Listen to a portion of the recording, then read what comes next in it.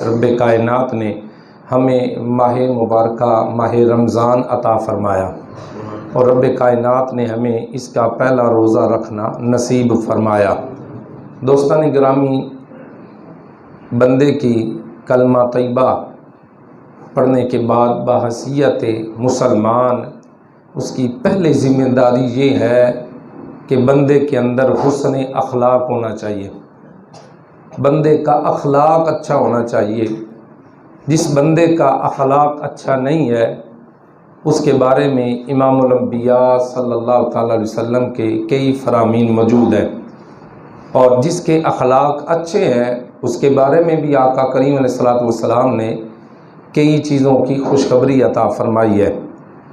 اللہ رب العزت نے نبی کریم صلی اللہ تعالیٰ علیہ وسلم کی ذات اقدس کو بہترین اخلاق کے ساتھ مزین فرمایا۔ رب کائنات نے فرمایا وَإِنَّكَ لَعَلَىٰ خُلُقٍ عَظِيمٍ، بے شک تمہاری خلق بڑی شان والی ہے۔ اللہ نے آپ کو پیدا ہی بڑی شان والا کیا ہے۔ رب کائنات نے اخلاق بھی مصطفیٰ کریم کو اعلیٰ سے اعلیٰ عطا فرمایا ہے۔ اسی وجہ سے اعلیٰ حضرت عظیم البرکت الشاہ امام احمد رضا خان فاضل بریلوی رحمۃ اللہ علیہ فرماتے ہیں، تیرے خلق کو حق نے عظیم کیا، تیرے خلق کو حق نے عظیم کیا، تیری خلق کو حق نے جمیل کیا، کوئی تجھ سا ہوا ہے نہ ہوگا شہا، مجھے تیرے خالق حسن و ادا کی قسم۔ اور فرماتے ہیں میں نثار تیرے کلام پر ملی یوں تو کس کو زبان نہیں، وہ سخن ہے جس میں سخن نہ ہو، وہ بیاں ہے جس کا بیاں نہیں۔ اللہ پاک نے مصطفیٰ کریم علیہ الصلوۃ والسلام کو حسن خلاق کی اتنا عطا فرمایا۔ بخاری شریف کے اندر ایک حدیث پاک موجود ہے، حضرت ابو ہریرہ رضی اللہ تعالیٰ عنہ روایت فرماتے ہیں، نبی پاک صلی اللہ تعالیٰ علیہ وسلم نے ارشاد فرمایا، مومن اپنے بھائی کا آئینہ ہوتا ہے، شیشہ ہوتا ہے، جب وہ اس میں کوئی برائی دیکھتا ہے تو وہ اس کی اصلاح کرتا ہے۔ یعنی مومن اپنے مومن بھائی کے بارے میں اچھا ہی خیال کرتا ہے۔ یہ نہیں ہے کہ ہمارا کوئی دوست ہو، عزیز ہو، پیارا ہو، اس کے اندر کوئی برائی ہو، بری بات اس کے اندر کوئی پائی جاتی ہو اور ہم اس کو دیکھ کر جو ہے وہ اپنی نگاہیں جھکا لیں اور اسے کچھ نہ کہیں، بلکہ حکم یہ ہے دوست ہوتا ہی وہی حقیقی دوست ہے جو اپنے بھائی، عزیز، رشتہ دار، پیارے کے اندر اگر کوئی عیب والی چیز دیکھتا ہے تو وہ اس کو بتا دیتا ہے کہ بھائی یہ چیز اسلام جو ہے اس سے منع کرتا ہے، اس سے رک جاؤ، باز آ جاؤ،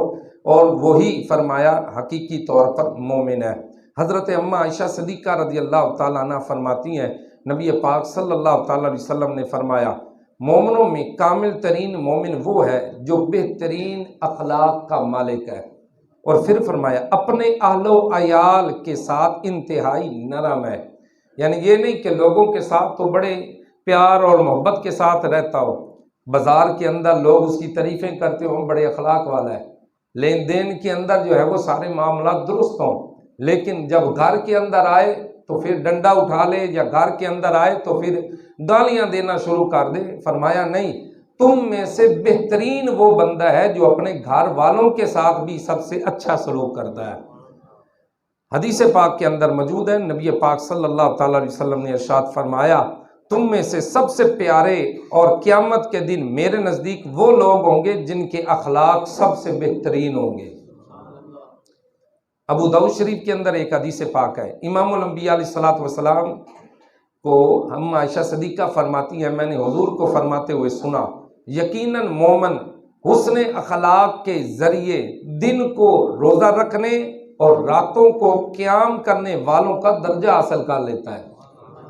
یعنی اخلاق ایسی چیز ہے، اللہ رب العزت اخلاق کے بدلے بندے کو ساری رات قیام کا ثواب عطا فرماتا ہے، سارے دن کے روزے کا ثواب عطا فرماتا ہے۔ یہ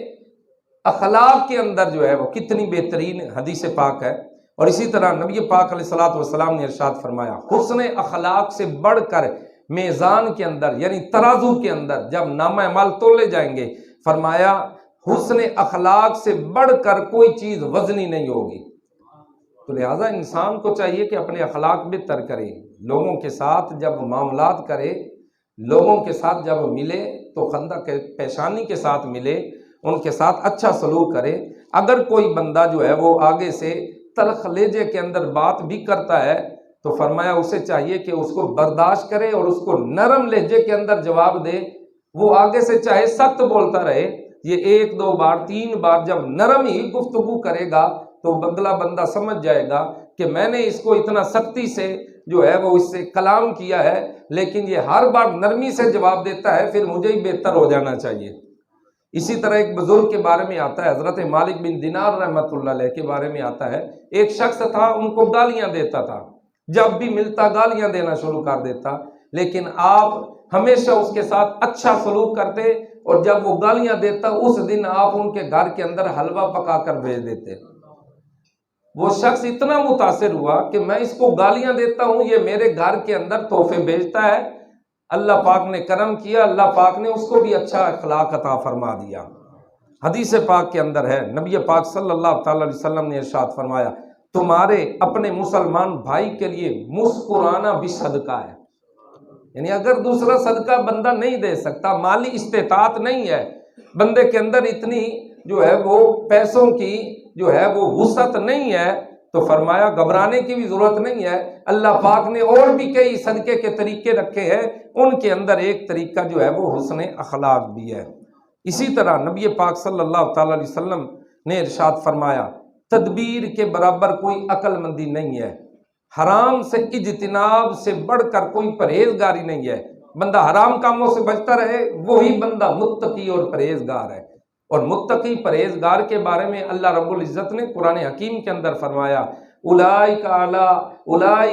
ھدی من ربہم، جو متقی پرہیزگار ہے وہ اپنے رب کی طرف سے ہدایت پر ہے، اور وَأُولَئِکَ هُمُ الْمُفْلِحُونَ، اور قیامت والے دن وہی فلاح پانے والے ہیں۔ اور فرمایا عمدہ اخلاق سے اعلیٰ کوئی حسب اور نسب نہیں ہے۔ قربان جائیے، نبی پاک صلی اللہ تعالی علیہ وسلم کے بے شمار فرامین ہیں۔ ایک اور سنیے، امام الانبیاء علیہ الصلوۃ والسلام نے فرمایا، کوئی مسلمان اپنے بھائی کے پاس جائے، ملنے کے لیے جائے، اپنے ہمسائے کے پاس جائے، عزیز رشتہ دار دوست کے پاس جائے، تو فرمایا وہ اس کے اکرام اور تعظیم میں اسے ٹیک لگانے کے لیے یا لیٹنے کے لیے اگر تکیہ پیش کرتا ہے، ہمارے اکثر ہوتا ہے یہ مہمان آتا ہے اسے تکیہ دیا جاتا ہے، اور اسی طرح کوئی اگر عالم آ جاتا ہے، حافظ آتا ہے، کوئی بزرگ شخص آتا ہے، یا معاشرے کے اندر ایسا شخص آتا ہے کہ جو ایک قدر کی نگاہ سے دیکھا جاتا ہے، تو ہمارے اکثر لوگ جو ہے اسے تکیہ پیش کرتے ہیں۔ آئیے سنیے اس کا فائدہ کتنا ہے۔ نبی پاک علیہ الصلوۃ والسلام نے فرمایا، اگر کوئی بندہ اس کو تکیہ پیش کرتا ہے آنے والے مہمان کو، تو فرمایا اللہ پاک اسی وقت اس کی بخشش و مغفرت فرما دیتا ہے۔ حالانکہ بندے کو پتہ ہی نہیں ہوتا، وہ اپنی طرف سے ایک اس کی تعظیم کر رہا ہوتا ہے، اکرام کر رہا ہوتا ہے، لیکن یہ کتنی جو ہے وہ پیاری بات ہے۔ اعمال کے اعتبار سے دیکھا جائے تو یہ یعنی عملوں کے اعتبار سے دیکھا جائے تو چھوٹا سا عمل ہے، لیکن اگر اللہ پاک کے فضل کو دیکھا جائے تو اتنا بڑا فضل ہے کہ رب بندے کی بخشش فرما دیتا ہے۔ قربان جائیے، نبی پاک صلی اللہ تعالی علیہ وسلم کا فرمان عالی شان سنیے، بخاری شریف کے اندر موجود ہے۔ فرمایا ایک مسلمان دوسرے مسلمان کا بھائی ہے، نہ وہ اس پر ظلم کرتا ہے، نہ اسے بے یار و مددگار چھوڑتا ہے۔ جو شخص اپنے کسی مسلمان بھائی کی حاجت پوری کرتا ہے، اللہ پاک اس کی حاجت کو پورا فرما دیتا ہے۔ اور فرمایا جو شخص کسی مسلمان کی دنیاوی مشکل حل کرتا ہے تو اللہ پاک اس کی قیامت کی مشکلات میں سے کوئی مشکل حل فرما دے گا۔ یعنی اگر دنیا کے اندر ہم کسی دوست کے کام آتے ہیں یا ہماری وجہ سے کسی کا کوئی کام ہو جاتا ہے تو ہمیں پیچھے نہیں ہٹنا چاہیے، ہمیں اس موقع کو غنیمت جانتے ہوئے اس کے جو ہے وہ مشکل کے اندر حل کرنے کے اندر اس کا ساتھ دینا چاہیے۔ اور فرمایا جو کسی مسلمان کی پردہ پوشی کرتا ہے، اللہ پاک قیامت کے دن اس کی پردہ پوشی فرمائے گا۔ لیکن ہمارے یہاں ہوتا یہ ہے کہ اگر ہمیں کسی کی برائی مل جاتی ہے، کسی کا برا فعل مل جاتا ہے، ہم لوگوں کو اس کو بتانا شروع کر دیتے ہیں تاکہ لوگوں کی نگاہ میں اس کی قدر اور عزت کم ہو جائے۔ حالانکہ اگر کسی کی عزت کم کرنے کے لیے اس کی باتیں جو ہے وہ لوگوں کے درمیان بیان کی جائیں اللہ اس کی عزت پھر کم نہیں کرتا ہے، بلکہ اس کے اندر بھی اللہ رب العزت کوئی ایسا عیب پیدا فرما دیتا ہے جس کی وجہ سے جو ہے وہ لوگ اس کے بارے میں باتیں کرتے ہیں۔ ہاں نبی پاک علیہ الصلوۃ والسلام کا یہ فرمان ضرور موجود ہے، فرمایا کہ جو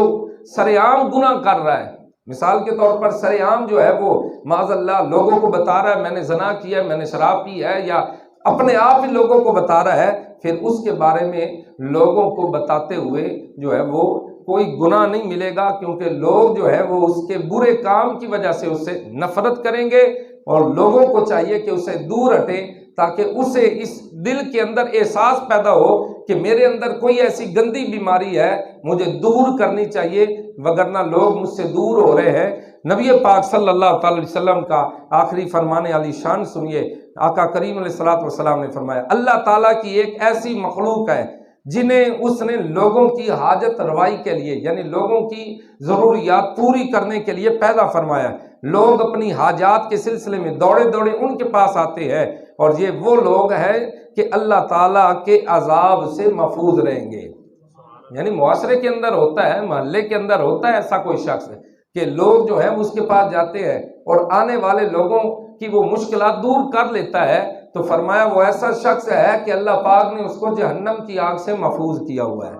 اللہ پاک کی پاک بارگاہ میں دعا ہے رب کائنات ہمیں اچھے عمل کرنے اور اچھے اخلاق اپنانے کی توفیق عطا فرمائے، آمین بجاہ نبی الکریم صلی اللہ تعالی علیہ وسلم۔ الصلاۃ والسلام